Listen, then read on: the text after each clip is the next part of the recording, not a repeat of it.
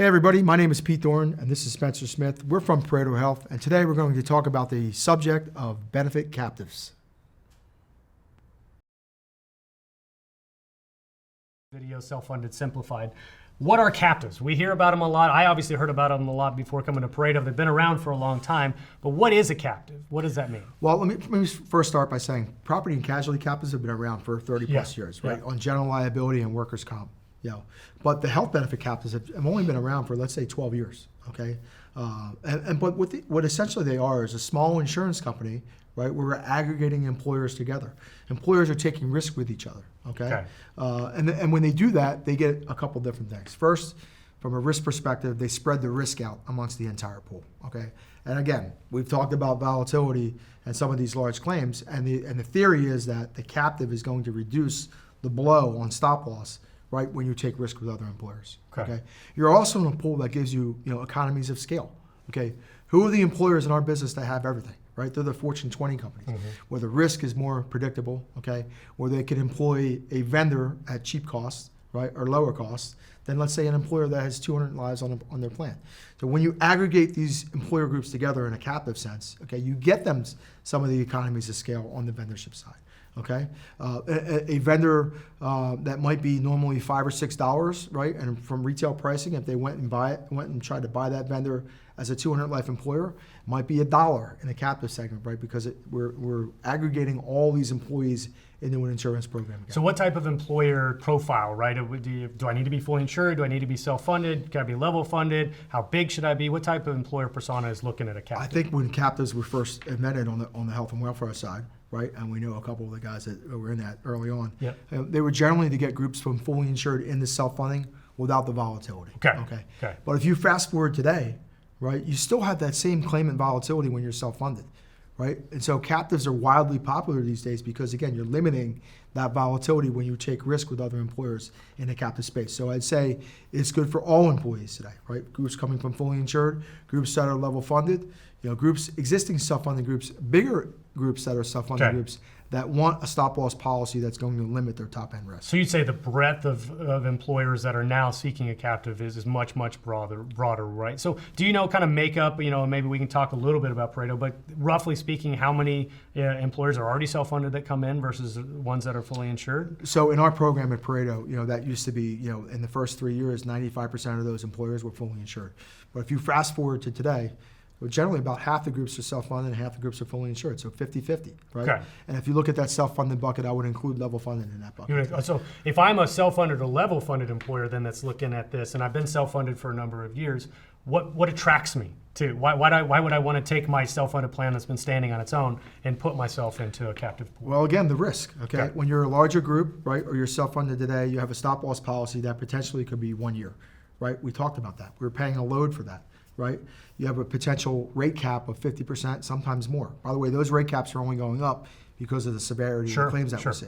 So again, you're getting in, looking at a captive environment in the hopes that you've got better reinsurance terms, okay? That you take that lasering potentially off the map. That essentially, because of the bargaining power of the captive, because of what we're able to negotiate, you get better terms from a cap standpoint. So lower caps, okay? Better performance overall from a claim perspective because you're getting some element of cost containment in a captive, right? We know with Pareto, we spend a lot of time on that ICM platform where we have 8 to 12 vendors that's going to help employers manage those claims and reduce that unit cost of healthcare, okay? And so those are things that you can't get as a standalone self-funded group, at least not at that price point, okay? So again, groups come into the captive for better reinsurance terms at the top, but also the ability to manage claims, both big and small, and then of course have the flexibility on the pharmacy side, right, to do what they want to do on that side. So risk financing, right, that's the stop loss component. Then the other side of that mission, if you will, is to control costs, which employers aren't always thinking about when they're fully insured, obviously, or level funded. Maybe they are having those considerations when they're self-funded, but they might be small So they're sort of limited in what they can access or how much they'd have to pay for some of these solutions. So you're saying they get a better stop loss policy, they pool it together so the long-term volatility or that risk diversification that we offer spreads out across all those hundreds of thousands of lives. Any other benefits that you would sort of stress about being within a captive that we haven't touched on so far? Well, I think the structure of the captive is important, right? There are many different structures of captives out there. Okay, I like the employer-owned, the member-owned captive structure. Okay. Because again, they participate in the risk, right? They have skin in the game, so to speak. They want to be in a risk pool where other employers are doing some of the same elements of cost containment that they're doing. Okay, and when that occurs, they all win, right? In the end. So that's the proverbial we're all rowing in the same direction. That's correct. Mentality, right? So there is a mentality of an employer that's sort of required, or a persona, like I said earlier. If it's an employer that doesn't want to do anything about their risk, doesn't want to participate with other employers to try to find the best-in-class solutions, doesn't care their long-term volatility, they're probably not a fit, right? That's probably not the type of right. employer. Any employer that views stop loss at the very basis as a commodity, right?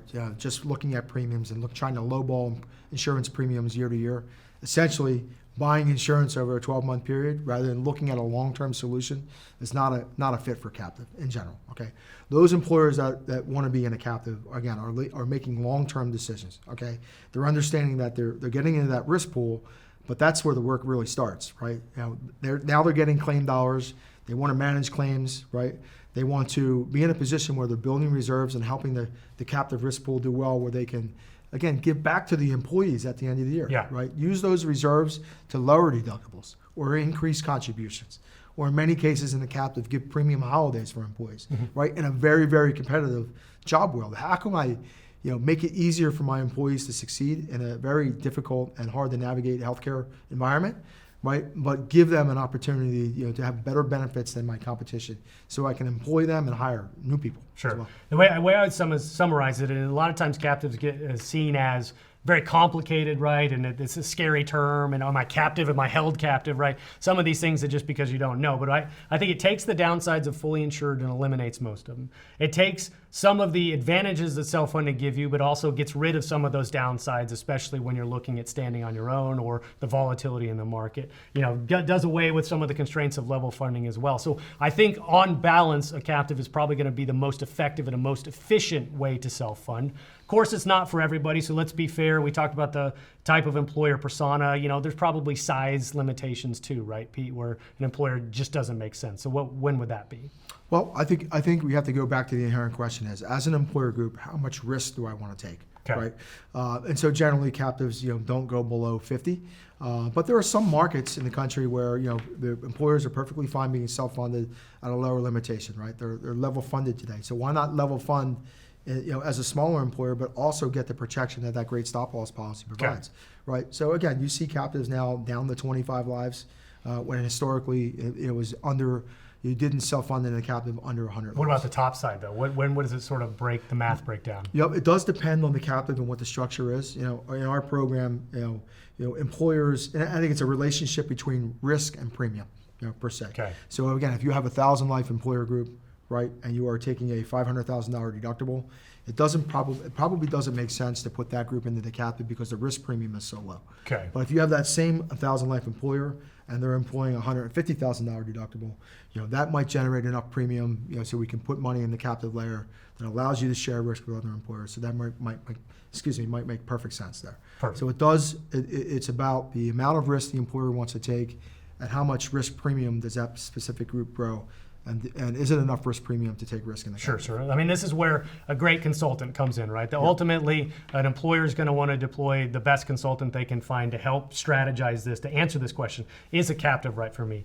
Is staying fully insured right for me? What are your thoughts? And so this isn't something that an employer is going to be seeking on their own, right? They're going to have a representative. Let's just make a bold statement here, okay? When we look about captives and other vehicles where you're buying reinsurance together, right, with other employers, right, whether that's a consortium or whatever that is.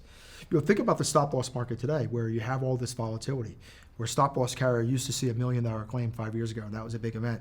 Now they're seeing $2, $3, $4 million claims, right? We talked about specialty drugs. We mentioned gene therapy, right? Biggest claims used to be premature babies, and now they're gene therapy claims, okay? Is the stop loss market on an independent basis making money these days because of that volatility? And so again, I could envision a world, I don't know how far out this is, but maybe 10 years out, where again, the only way you can buy stop loss at a reasonable rate Is through a going captive. to be through a captive or Okay. through some other buying consortium, just because of the risk, the inherent risk that's out there for reinsurers. Awesome, man. Well, that's a great way to end up. I'll kind of give my summary, and Pete, and I'll ask for your closing thoughts as well.